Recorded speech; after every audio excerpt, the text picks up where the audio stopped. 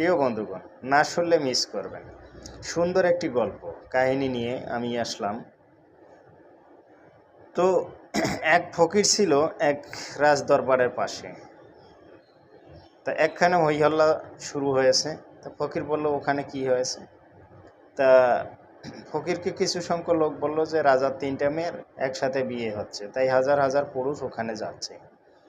যাকে পছন্দ করবে তার গলায় রাজার মেয়ে মালা পরিয়ে দিলে তার সাথে বিয়ে হবে। তাই তারা চলে গেল। ফকির চিন্তা করে আমিও যাব। ফকির এদিক থেকে যাওয়া শুরু করলো, আর ওদিকে বিয়ের কার্যক্রম শুরু হয়েছে।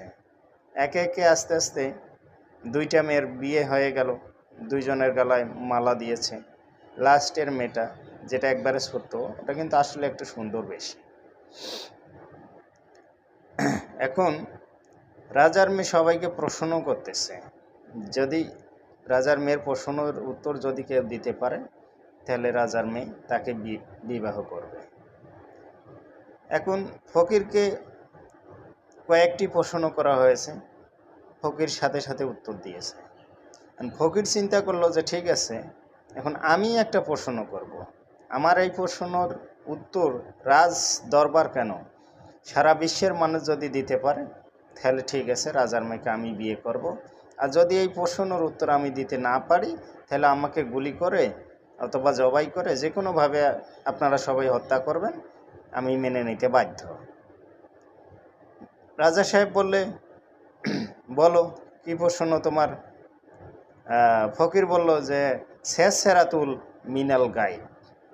রাজা অবাক হয়ে গেল, জিজ্ঞাসা করলো তার মেয়েকে, মা তুমি কি জানো এই প্রশ্নের উত্তর? মেয়ে বলল, বাবা না, আমি জানি না। আস্তে আস্তে শুরু হয়ে গেল। রাজদরবারে যত লোক ছিল সবাইকে জিজ্ঞাসা করা হলো, কেউ কি এই প্রশ্নের উত্তর জানো? বলল না। হ্যাঁ, না জানার ক্ষেত্রে ওই ফকিরের সাথে রাজা ছোট মেয়ের বিয়ে হয়ে গেল।